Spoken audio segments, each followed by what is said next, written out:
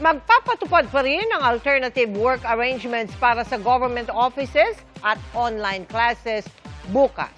Ayon sa palasyo, para yan sa mga taga Metro Manila, pati Abra, Benguet, Ilocos Norte, Ilocos Sur, La Union at Pangasinan, gayon din sa Bataan, Bulacan, Nueva Ecija, Pampanga, Tarlac at Zambales. Pati na sa Batangas, Cavite, Laguna, Rizal at Occidental Mindoro. Mga kapuso, kung wala pang anunsyo ang lokal na pamahalaan sa mga nabanggit na lugar, otomatikong naka-alternative learning modes o online classes ang lahat ng antas sa pribado at pampublikong paaralan. Patuloy naman ang operasyon ng Basic and Health Services, Disaster Preparedness and Response at iba pang mahalagang serbisyo. Ipinapaubaya naman sa mga pribadong kumpanya kung magsususpindi ng pasok o mag-work from home din. Ilang buwan ang sira ang 4 na water pump sa Maynila kaya mga backup muna ang ginagamit. Kung gaano kabilis bumaha, siya namang tagal ng paghupa nito sa ilang bahagi ng lungsod. Nakatutok si Bea Pinla. Sinabayan ng malakas na hampas ng hangin ang buhos ng ulan sa ilang bahagi ng Metro Manila kaninang umaga. Sa Maynila, halos mag-zero visibility sa ilang daan. Tumila naman ito at sumikat ang araw. Pero ang baha, hindi agad humupa kaya kalbaryo pa rin sa mga motorista. Ang Rojas Boulevard Service Road, nagmistulang karugtong ng Manila Bay dahil sa gutter deep na baha. Kaya ang senior citizen na si Lucio, napataas ang mga paa habang sinusuong ang baha sakay ng motorsiklo. Kung hindi kasi siya magde-deliver, wala siyang kikitain. Perwisyo po ma'am, grabe. Pagka malalim talaga, hindi na bibiyahe, mapeperwisyo ka eh. Mas malaki pang magagastos mo sa paggawa, change oil, ganyan. Bayad mekaniko, huwag na lang bumiyahe. Binuksan ng mga tauhan ng Department of Public Works and Highways o DPWH ang mga drainage para tanggalin ang mga bara. Ang problema, napakakipot lang din ng bukana ng mga drainage kaya hindi pa rin gaano kabilis humupa ang baha. Pinapa-redesign ko ngayon lahat ng inlet ng major roads para palakihin. And mag-umpisa tayo dun sa mga flood-prone areas sa mga kalye na yan. Plano ring lagyan ng DPWH ang mga ito ng trash traps o pangharang sa basura para mas madaling linisin. Malaking tulong din sana pangontra sa baha ang mga gumaganang pumping station. Pero hindi lang tubig ang nahihigop pati basura nahihigop. Yung basura hindi lang yung waterways ang kinaklag niya, sinisira din niya yung mga pumps natin. Sa Maynila, 4 na pumps ang ilang buwan ng sira, kabilang na ang 2 sa Remedios Pumping Station. Pansamantala munang pinapagana ang backup pumps. Kahit na malakas yung ulan, since nag-pump out tayo, walang baha dito ngayon. Pag yan hindi gumana, garantisado baha dito. Pero pag gumagana, hindi masyadong babahain tong area na to. Magpapagawa rin ng detention basin sa Raha Sulaiman Park para may pansamantalang imbakan ng mahigit 3 milyong litro ng tubig ulan. Bea Pinlac, nakatutok, 24 oras. Inalaga ni Vice President Sara Duterte ang pagsasapubliko ng palasyo sa pagpayag nitong makabiyahe sana siya sa Japan dahil nalalagay umano sa langanin ang kanyang kaligtasan. Pero sabi ng palasyo, walang maling isapubliko ang biyaheng ginagastusan ng pondo ng gobyerno. Nakatutok si Ivan Mayrina. Sa impormasyong inilabas kagabi ng Presidential Communications Office, nabigyan ng travel authority si Vice President Sara Duterte para pumunta ng Japan mula August 19 hanggang 24. Personal daw ang biyahe at walang gastos sa gobyerno. Pero naglabas ang bise ng pahayag sa kanyang social media pages. Nagbago na raw ang kanyang mga plano, tila hindi nagustuhan ang pagsasapubliko ng Malacanang sa kanyang mga biyahe. Ang sabi niya, nais niyang muling paalalahanan ng Office of the President na ang patuloy na pagsasapubliko ng kanyang mga lakad ay lubhang nakababahala. Nilalagay daw kasi nito sa alanganin ang kanyang kaligtasan. Sagot dyan ni Palace Press Officer Claire Castro, walang mali sa pagsasapubliko ng mga travel authority, lalo pat ginagamit ang pondo ng bayan para sa kanyang mga biyahe pati ng kanyang staff. Gumastos daw ang gobyerno ng 7 milyong piso para dito. Buwelta naman ni Duterte, ang transparency at accountability, hindi lang daw dapat sa isang ahensya ng gobyerno lang hinihingi. Punto niya, nagbibigay ang Malacanang ng mga travel authority sa maraming tanggapan ng gobyerno. Sagot ni Castro, hindi po namin sinisingle out. At nakikita niyo po kung ano ang nangyari sa mga foreign trips, official visits, working visits ng ating Pangulo. Hindi po yan nakatago. Hindi po yan itinatago. Hamon pa ng bise bukod sa mga travel authority. Dapat di isa publiko ang mga pondong ginagastos para sa mga biyahe. At patungkol sa budget, hindi rin po ito tinatago. Kompletong resibo, walang peke, walang alias. Maaari po itong makita. At ito naman po ay nai-report na rin po sa COA. Ivan Mayrina, Nakatutok, 24 Oras.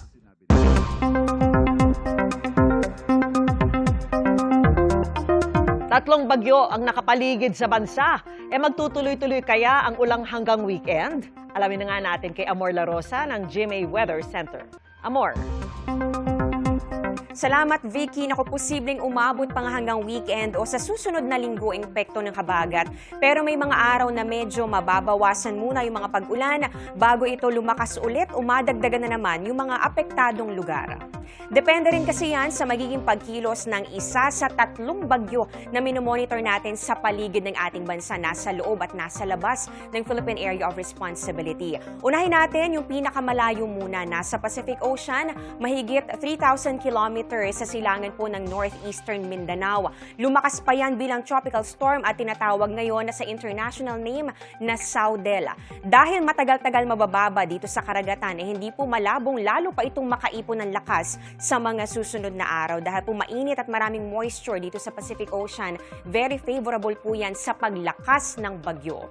Kalagitnaan ng susunod na linggo, posibleng dumikit o pumasok po yan dito sa Philippine Area of Responsibility. Pero pwedeng dito lang sa corner o sa may northeastern portion. Kung matuloy ang pagpasok niyan sa PAR, papangalanan po ito na Bagyong Obet.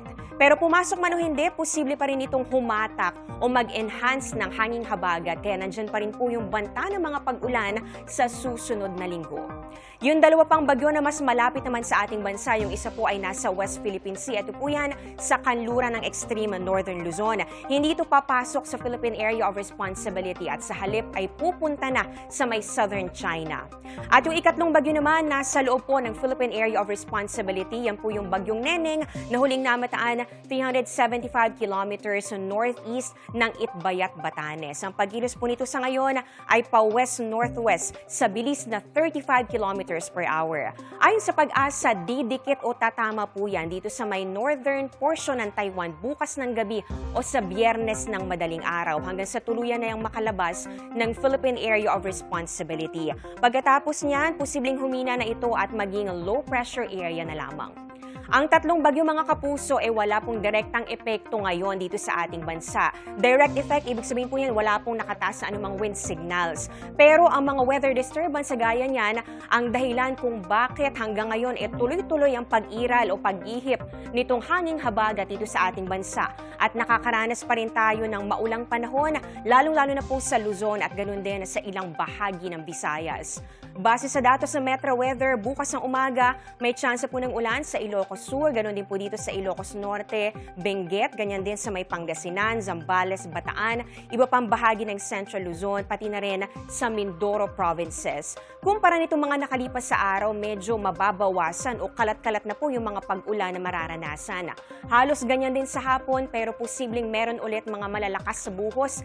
Dito po yan sa western sections ng northern at pati na rin sa western sections ng Central Luzon.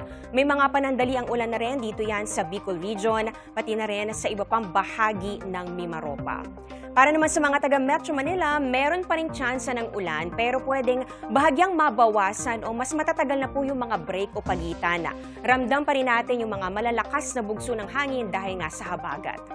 Sa Visayas naman, may tsansa ng ulan sa hapon. Dito yan sa Panay Island, Negros Island Region, pati na rin dito sa may Central and Eastern Visayas at ilang bahagi ng Mindanao, lalong-lalo na sa Caraga at sa Davao Region. Yan muna ang latest sa ating panahon mula sa GMA Weather Center. Ako po si Amor La Rosa, serbisyong totoo ng GMA News. Inaabot na ng siyam-siyam ang mga pag-ulan na magpapatuloy sa Baguio City hanggang sa long weekend. Saturated o halos hindi na makasipsip ng tubig ang lupa sa Cordillera, kaya may pinangangambahan ang mga otoridad. Alamin natin yan sa pagtutok ni Sandy Salvacio ng GMA Regional TV, live mula sa Baguio City. Sandy! Emil, patuloy na nararanasan ang light to moderate rainfall dito sa probinsya ng Benguet, kabilang na ang Baguio City. Gayunman, may posibilidad pa rin ng malakas na buhos na ulan na dulot nitong localized thunderstorms. Long weekend pa naman simula Biyernes. Pagkakataon sanang mamasyal lalo sa mga tourist destination tulad ng Baguio. Pero ang maulang panahon dito at iba pang lugar sa Benguet at Cordillera magpapatuloy pa hanggang weekend dahil sa habagat o southwest monsoon. Pakonsuelo na lang na mas mahina na ang pag-ulan ngayon kumpara noong mga nakaraang linggo. Itong linggong ito medyo mahina dahil tropical depression si Neneng at medyo malayo. Ibig sabihin hindi siya masyadong malakas. Hindi niya napapalakas masyado itong southwest monsoon natin. Kabilang sa pinangangambahan pa rin ang mga pagguho, lalo't saturated o marami ng nasipsip na tubig ang lupa sa mga kabundukan ng Cordillera. Katunayan, 90% ng land area sa rehiyon ay may tsansang pagguho, ngayong halos walang tigil ang pag-uulan. Mahigit 600 barangay ang nasa flood at landslide-prone area sa Cordillera ayon sa Mines and Geosciences Bureau. At magmula ng manalasa ang bagyong Maymay, 54 na ang reported landslide sa rehiyon, karamihan na itala sa Benguet. Ito po yung pinakamaraming naitala natin na landslide since tayo yung pinaka-tinamaan ng maraming accumulated na rainfall. Mahigpit ding binabantayan ng MGB ang mga secondary hazards kabilang ang mga pagguho ng lupa kung saan nasasarahan ang daloy ng mga ilog. Emil, nakataas na sa red alert status ang Emergency Operations Center ng MGB sa ilalim ng DENR para sa mas mahigpit na monitoring sa landslide at flooding incidents dito sa buong Cordillera Region. Samantala, nagpapatuloy naman ang koordinasyon sa disaster response ng Office of the Civil Defense Cordillera sa tanggapan ng lahat ng mga ahensya sa posibleng epekto naman nitong bagyong Neneng. Emil. Maraming salamat, Sandy Salvacio ng GMA Regional TV. Dinalaw ni Vice President Sara Duterte ang pamilya ng biktima at mga survivor ng pamamaril sa Ateneo de Zamboanga University. Magbigay rin siya ng mga suhestyon sa mga pwedeng gawin para sa proteksyon ng mga mag-aaral. At nakatutok si Tina Panganiban-Perez. Sa mismong campus ng Ateneo de Zamboanga University, nasawi sa pamamaril ang isang grade 10 student. Kaya nang bisitahin ni Vice President Sara Duterte ang pamilya ng biktima, kabilang sa tinalakay nila ay ang mga pwedeng gawin para sa proteksyon ng mga mag-aaral. Hindi na niya dinetalye ang iba pang napag-usapan. Hindi ko po makwento sa inyo kung ano yung napag-usapan namin dahil hindi ako nagpaalam kasi sa kanila. Pero napag-usapan namin yung mga pwede pang gawin ng ating gobyerno, ng ating mga paaralan para mas maprotektahan natin yung ating mga mag-aaral. Dinalaw rin ng bise ang mga survivor ng school shooting. Ayon sa bise, naisip na niya ang posibilidad na mga ganitong insidente noong sekretary pa siya ng Department of Education o DepEd dahil nangyayari rin ito sa ibang bansa. Kaya nga din po na pinalakas namin yung Learners' Rights and Protection Office o LRPO noong ako ay kalihim ng Department of Education para sila yung gagawa ng programa para number 1 sa anti-bullying natin, pangalawa sa psychosocial wellness program. Mahalaga rin para sa bise ang monitoring sa mga estudyante at personnel ng mga paaralan.